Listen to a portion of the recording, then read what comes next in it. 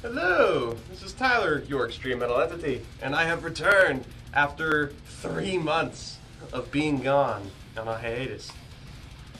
Mainly because of wasp infestations. The Grandmaster Editor himself, Dylan, blessing me with his presence for longer than he should have. As well as life, depression, anxiety, you know, all those wonderful things that cause people from returning and doing content. But I'm back after a very extensive time, and although I'm sure most of you did not miss me, some of you may have, and I'm here for you guys, because I care, and I wish to warm your cold hearts with metal greatness. And what better way to do it than to wrap up 2017 with the best metal albums of 2017. So, without further ado, let's begin the top 10. There. Top 10 metal albums of 2017.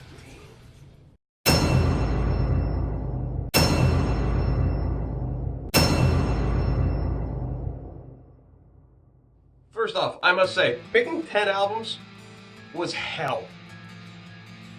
There were a lot, and when I mean a lot, I mean a lot of really great metal albums that have come out this year.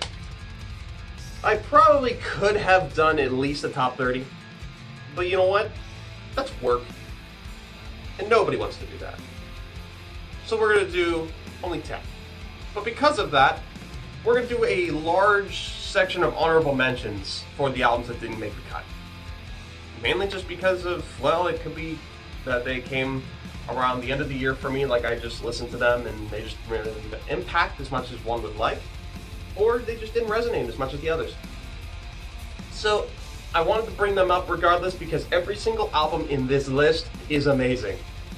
So, here are the honorable mentions. Hold on to your butts.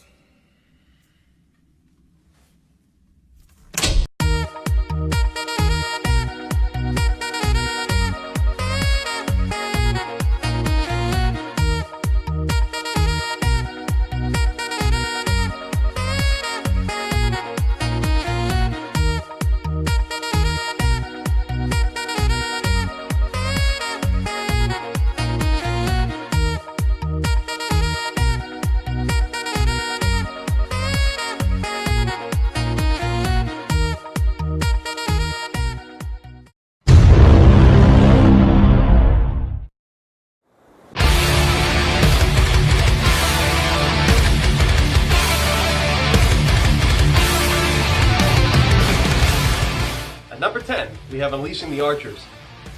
Power metal was really shitty this year, with the exception of the new Iced Earth album, Incorruptible.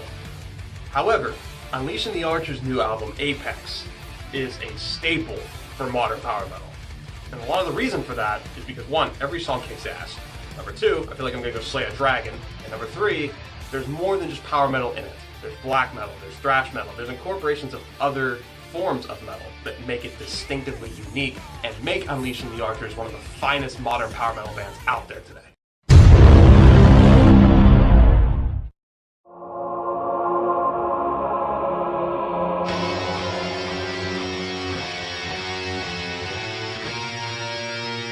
Alright, next up we have Nightbringer's Terra Damnata, which I actually have.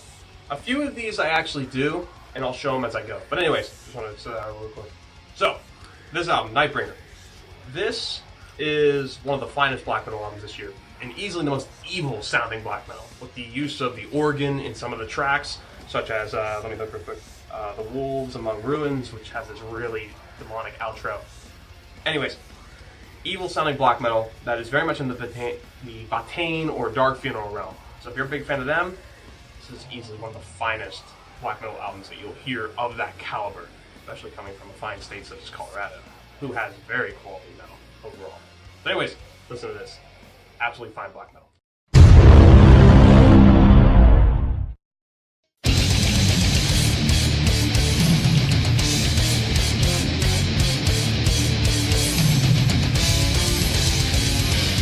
Alright, we got Sinister Syncretism next up. And this is by far, of all the death metal albums that have come out this year, young and old, this is the one that stuck with me the most. At least of the old school variety. Sinister has been around for quite some time, and this is probably their best album they've ever done. When you look at the artwork here, as you can see, what you listen to is pretty much what it looks like. It's very orchestral, old school death metal, and not overly done like Fleshed God Apocalypse sometimes can do. This is very fitting. It's in a background, kind of like how Emperor does in the Nighttime Eclipse. This just works with the music, and the death metal's at the forefront, and every song is riffy as hell, really tight, really confined. Exactly what you can expect from any old school, high quality death metal album. Listen to this.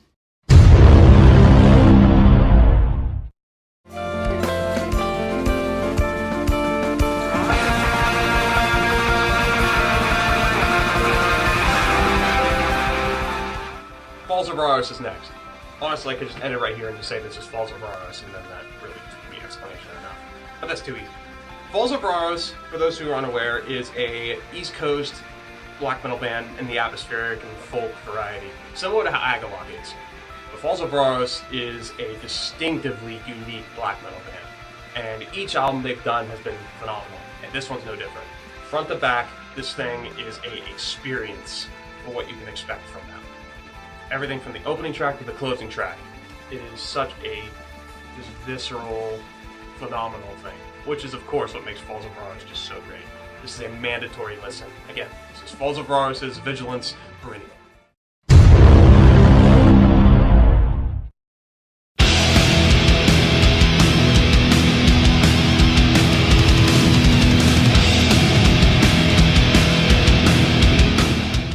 Power Trip's Nightmare Logic.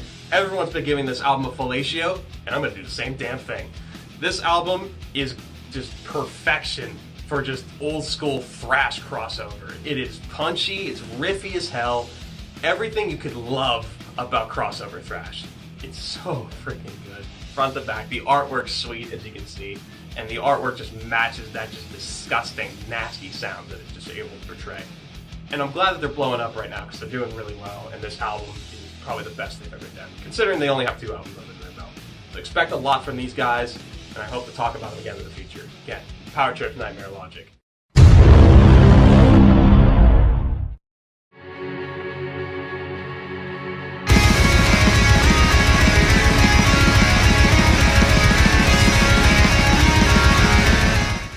Hiatus The Circle. This is a very new band. They're from Germany, I believe. They are a black gaze / post black metal band, whatever you want to call them. But they're not hipster black metal like you think, like Death Heaven or anything of that caliber. Even like Alcest is the most distinct black gaze band. This is very unique post black metal. It doesn't feel trendy, it doesn't feel anything like that. This feels like a very unique musical experience that I honestly haven't heard before. And even their prior work doesn't sound anything like this. It feels like almost like an alternative black metal. It sounds really strange. But when you listen to it, you just like it's such. I don't know how to describe it. Like you just have to listen to it. I listened to it while I was on my way down to see my best friend in Texas, and I was just listening to this thing, and it just took me to this different realm that I again just can't describe.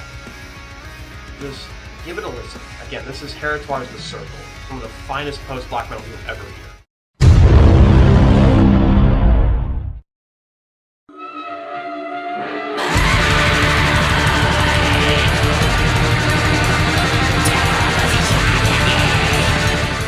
Alright, the new Mirror album, This is their newest album, just came out. Of course, Mirror being very controversial, this is the album that made her sound hers. Instead of it being this worship of Norwegian black metal, which is, she does very well, but this is distinctively her. With all the Scandinavian music she's able to do herself, as well as having Chelsea Wolfe on the album, which is a really great track. Having the dude from Wolves in the Throne Room on drums, I don't remember his name, I apologize, but just everything about this album, every song is distinct, every song is different. It's not just straight black metal, it's mirrored, which makes it so great. See, the artwork's different. It's really pretty. You can get it, get it. It's worth it. It sounds amazing.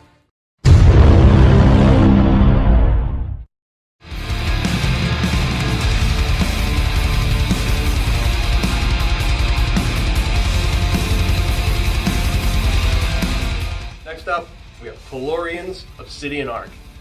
And with this is John from Agaloc's project he did afterwards, consisting of one of the members of Uada and a few other bands I can't recall personally.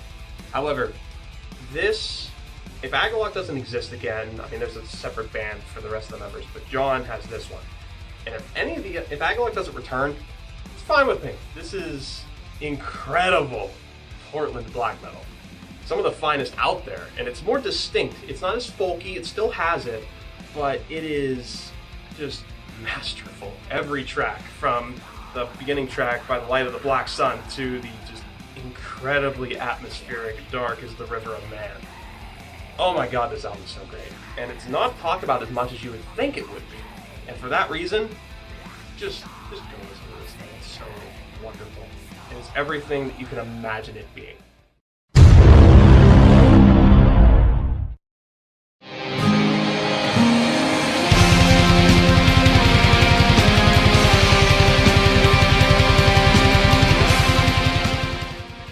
Wolves in the Throne Room with their return to form, Thrice Woven. This is the best Wolves in the Throne Room album I have heard since Tooth Hunters, which in my opinion is the finest black metal album, one of the finest black metal albums for America. And this album is so distinctively different from what they've done previously. It feels fresh, it feels new, but it also is distinctively them. It's very riffy, which is with help to their new guitarist that they brought into the helm. And you feel his presence and the revigoration that they have.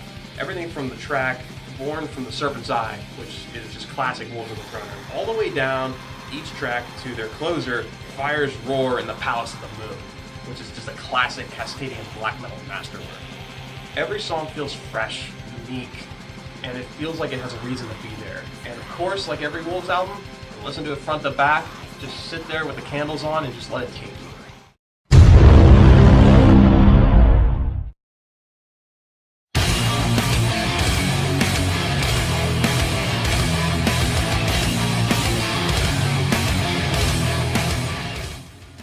Ever since I heard the self-titled track, or the title track, Nightbringers, I knew this was something special.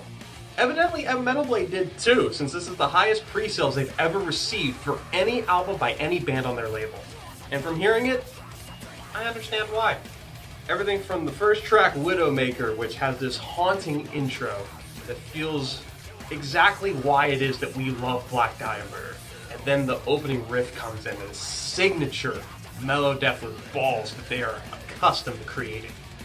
And then of course you go to Matriarch, which is riffy as hell. Exactly what makes this distinctively different, since their songs are always riffy, but this is like really meaty riffs. Of course the title track that everyone knows, Jars, Kings of the Night's Road, all the way down to one of my favorite closing tracks that they've ever done, The Lonely Deceased, which is the best closing track they've had since, of course, I Will Return off of Death Limit. And a lot of the things that make this so distinct and fresh is Brendan, who's their new guitarist, who adds a lot of just power and riffs and just, not intricacies, but just, you'll know when you hear these guitar leads that Brendan's able to portray.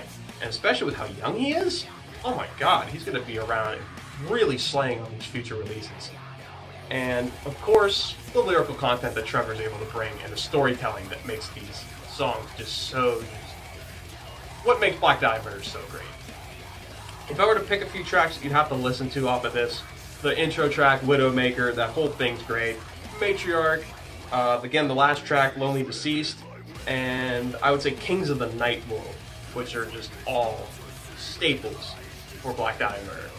Fun fact also, they did a cover of At the Gates is the Swarm, which is just as good as you think it would be, mirroring a lot of similarities that At the Gates and Black Dahlia have. you're not going to be surprised with how good this is, just like this entire album. And that was, my children, the top 10 best metal albums of 2017. I would love to hear what you guys have picked for your big releases this year, your favorites, your disappointments, whatever you want to talk about. And as long as you didn't pick the new Suicide Silence as your favorite album, I think we'll get along just fine. And with that, I will see you all next time. And as always, be you, be true, be metal.